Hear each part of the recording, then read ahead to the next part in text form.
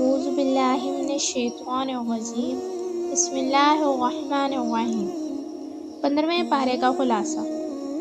15ویں پارے کا آغاز سورۃ بنی اسرائیل سے ہوتا ہے۔ سورۃ بنی اسرائیل کے شروع میں اللہ تعالیٰ ارشاد فرماتے ہیں، پاک ہے وہ ذات جو اپنے بندے کو رات کے وقت مسجد حرام سے مسجد اقصیٰ تک لے گئی، جس کے گرد ہم نے برکتیں رکھی ہیں تاکہ ہم انہیں اپنی نشانیاں دکھائیں۔ بے شک وہ خوب سننے والا اور دیکھنے والا ہے۔ رسول اللہ صلی اللہ علیہ وآلہ وسلم جبرائیل علیہ السلام کی معیت میں بیت المقدس کی عمارت میں داخل ہوئے، جہاں آدم علیہ السلام سے لے کر عیسیٰ علیہ السلام تک تمام انبیاء کرام صف باندھے ہوئے موجود تھے۔ رسول اللہ صلی اللہ علیہ وآلہ وسلم نے مصلی امامت پر کھڑے ہو کر نماز کی امامت فرمائی اور تمام انبیاء کرام علیہ السلام نے آپ صلی اللہ علیہ وآلہ وسلم کی امامت میں نماز ادا کی، اور یوں کائنات کے لوگوں کو یہ بات سمجھائی گئی کہ رسول صلی اللہ علیہ وآلہ وسلم صرف آنے والوں کے امام نہیں بلکہ جانے والوں کے بھی امام ہیں۔ جب رسول صلی اللہ علیہ وآلہ وسلم سفر معراج سے واپس آئے تو ابو جہل نے جناب ابو بکر صدیق رضی اللہ تعالیٰ عنہ سے پوچھا کہ کوئی انسان ایک رات میں بیت المقدس کا سفر کر کے واپس آ سکتا ہے؟ تو جناب ابو بکر صدیق رضی اللہ تعالیٰ عنہ نے کہا، ایسا ممکن نہیں۔ ابو جہل نے کہا، جس کو آپ نبی مانتے ہیں انہوں نے اس سے بھی بڑی بات کی ہے کہ وہ بیت المقدس اور اس کے بعد آسمانوں کی سیر کر کے واپس آئے ہیں۔ حضرت ابو بکر صدیق رضی اللہ تعالیٰ عنہ نے کہا، اگر رسول اللہ صلی اللہ علیہ وآلہ وسلم نے ایسا کہا ہے تو پھر یقیناً درست کہا ہے، اس لیے کہ رسول صلی اللہ علیہ وآلہ وسلم کی کوئی بات کسی بھی حالت میں غلط نہیں ہو سکتی۔ اس بارے میں اللہ تعالیٰ نے یہ بھی بتلایا کہ یہ قرآن مجید نیک اعمال کرنے والے مومنوں کے لیے بشارت ہے، اور جو لوگ آخرت پر ایمان نہیں رکھتے ان کے لیے دردناک عذاب ہے۔ اس بارے میں اللہ تعالیٰ نے یہ بھی بیان فرمایا کہ اللہ تعالیٰ نے فیصلہ کر لیا ہے کہ عبادت صرف اللہ تعالیٰ کی ہونی چاہیے اور والدین کے ساتھ حسن سلوک کرنا چاہیے۔ اگر وہ دونوں یا ان میں سے کوئی ایک بڑھاپے کی عمر کو پہنچ جائے تو اس کو اف بھی نہ کہنا چاہیے، نہ ان کو جھڑکنا چاہیے، اور ان کو اچھی بات کہنی چاہیے، اور ان کے سامنے محبت کے ساتھ اپنے کاندھوں کو جھکانا چاہیے، اور یہ دعا مانگنی چاہیے، پروردگار ان پر رحم کر جس طرح وہ بچپن میں مجھ پر رحم کرتے تھے۔ اللہ تبارک و تعالیٰ نے اس صورت میں یہ بھی ارشاد فرمایا، قرابت داروں، مساکین اور مسافروں کے حق کو ادا کرنا چاہیے اور فضول خرچی نہیں کرنی چاہیے، بے شک فضول خرچ شیطان کے بھائی ہیں اور شیطان اپنے پروردگار کا ناشکرا ہے۔ اس صورت مبارکہ میں اللہ تعالیٰ نے ان کافروں کا بھی ذکر کیا جو خود تو بیٹیوں کو زندہ درگور کر دیتے اور ان کی پیدائش کو اپنے لیے باعث عار سمجھتے تھے، مگر دوسری جانب یہ کہتے تھے کہ اللہ نے فرشتوں کو اپنی بیٹیاں بنایا ہوا ہے، یعنی ایک تو وہ اللہ کی اولاد بناتے اور اس کے بعد اولاد بھی وہ بناتے جس کو خود قبول کرنے پر تیار نہیں ہوتے۔ اللہ تعالیٰ نے ان کی مذمت کرتے ہوئے کہا، کیا تمہارے رب نے تمہارے لیے بیٹے خاص کر دیے ہیں اور فرشتوں کو اپنی بیٹیاں بنا لیا ہے؟ حقیقت یہ ہے کہ تم ایک بہت بڑی بات کہہ رہے ہو۔ اس صورت میں اللہ تعالیٰ نے یہ بھی بتلایا کہ قیامت کے دن اللہ تعالیٰ ہر شخص کو اس کے امام کے نام سے بلائیں گے، یعنی جس کی پیروی انسان کرتا ہے اسی کی نسبت سے انسان کو بلایا جائے گا۔ اس صورت میں فجر کے وقت قرآن مجید کی تلاوت کا ذکر کیا گیا ہے۔ اس وقت قرآن مجید کی تلاوت کرنا باعث برکت ہے، اور اس وقت فرشتے قرآن سننے کو حاضر ہوتے ہیں۔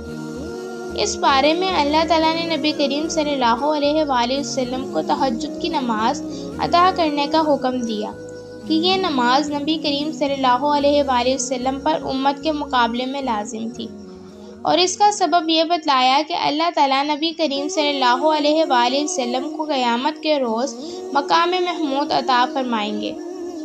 اس سورت کے آخر میں جا کر اللہ تعالیٰ ارشاد فرماتے ہیں کہ اللہ تعالیٰ کو چاہے اللہ کہہ کر پکارو، چاہے رحمان کہہ کے پکارو۔ اللہ تعالیٰ کے سب اچھے اچھے نام ہیں، اس کو جس نام سے چاہو پکارا جا سکتا ہے۔ سورۃ بنی اسرائیل کے بعد سورۃ کہف ہے۔ سورۃ کہف میں اللہ تعالیٰ فرماتے ہیں کہ قرآن مجید بشارت دیتا ہے کہ نیک عمل کرنے والے مسلمانوں کو ان کے لیے بڑے اجر کو تیار کر دیا گیا ہے، اور ڈراتا ہے ان لوگوں کو کہ جنہوں نے کہا کہ اللہ نے بیٹا بنایا ہوا ہے۔ اس میں عیسائیوں اور یہودیوں کو ڈرایا گیا ہے جو کہ عیسیٰ علیہ السلام اور عزیر علیہ السلام کو اللہ کا بیٹا کہتے ہیں۔ اللہ تبارک و تعالیٰ فرماتے ہیں نہ تو ان کے پاس علم ہے اور نہ ان کے آباء و اجداد کے پاس علم تھا، اور یہ بات گھڑی ہوئی ہے، بس یہ جھوٹ بول رہے ہیں۔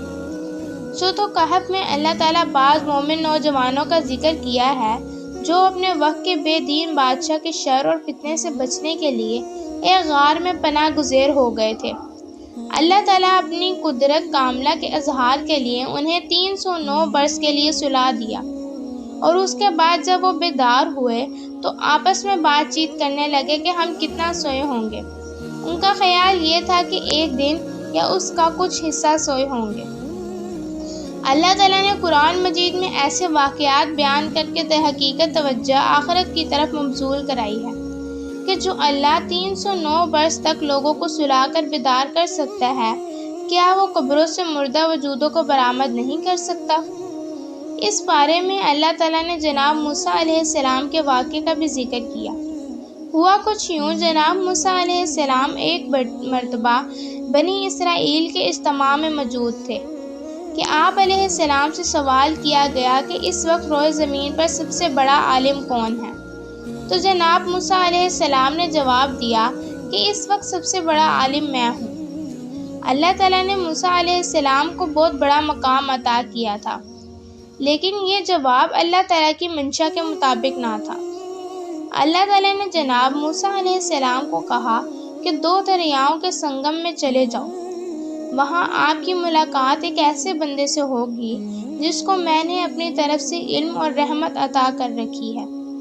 جناب موسیٰ علیہ السلام 2 دریاؤں کے سنگم پر پہنچے تو آپ کی ملاقات جناب خضر علیہ السلام سے ہوتی ہے۔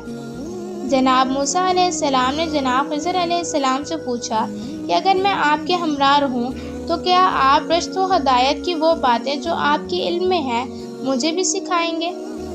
جناب خضر علیہ السلام نے جواب میں کہا کہ آپ میرے ساتھ صبر نہیں کر سکتے، اور آپ ان باتوں کی بابت کیوں صبر کریں گے جن کو آپ جانتے ہی نہیں؟ موسیٰ علیہ السلام نے جناب خضر علیہ السلام کو صبر کی یقین دہانی کرائی تو دونوں اکٹھے چل پڑے۔ کچھ چلنے کے بعد آپ ایک کشتی میں سوار ہو گئے، جنہوں نے ان دونوں سے کرایہ بھی وصول نہیں کیا، مگر جب اترنے لگے تو حضرت خضر علیہ السلام نے کشتی میں سوراخ کر دیا۔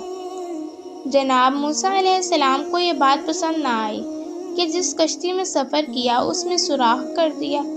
جناب موسیٰ علیہ السلام نے پوچھا کہ آپ نے یہ کیا کام کر دیا؟ جناب خضر علیہ السلام نے کہا، کیا میں نے آپ کو نہیں کہا تھا کہ آپ میرے ساتھ صبر نہیں کر سکتے؟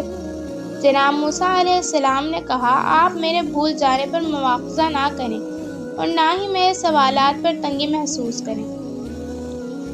جناب خضر علیہ السلام اور موسیٰ علیہ السلام پھر چل دیے۔ کچھ آگے جا کر ایک لڑکا نظر آیا تو جناب خضر نے بچے کو قتل کر ڈالا۔ جناب موسیٰ علیہ السلام سے نہ رہا گیا، انہوں نے پھر جناب خضر علیہ السلام کے امر پر اعتراض کیا۔ اس کے بعد کیا ہوا یہ جاننے کے لیے اسی مضمون پر 16ویں پارے میں کچھ بحث کریں گے۔ اللہ تبارک و تعالیٰ سے دعا ہے کہ اللہ ہمیں قرآن پاک پڑھنے، سمجھنے اور اس میں مذکور مضامین سے نصیحت حاصل کرنے کی توفیق بخشے۔ آمین ثم آمین۔